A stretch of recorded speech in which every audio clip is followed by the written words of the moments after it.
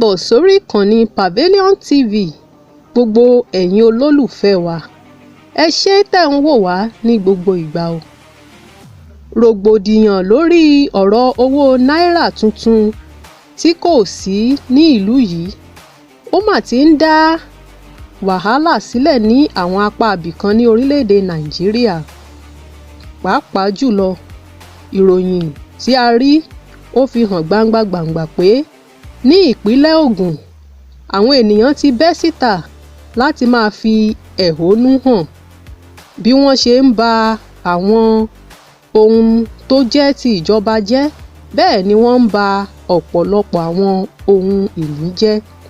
Ẹ jẹ́ ká jọ wo fọ́nrán yìí. Any death and called for calm, saying the authorities were bringing the situation under control. He says the Commissioner of Police has put all the area commanders on red alert as a result of the protests to forestall any further breakdown of law and order.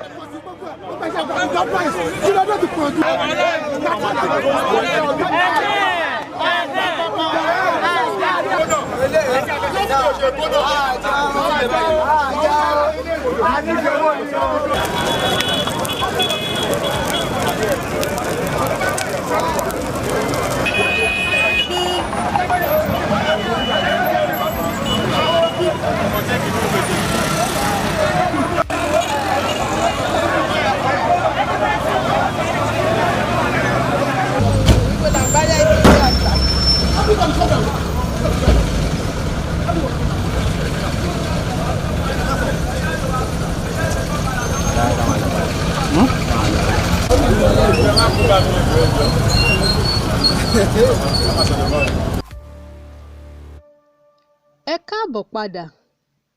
A máa ń pe ọ̀rọ̀ yìí lówè, ó mà ti ń láronú báyìí.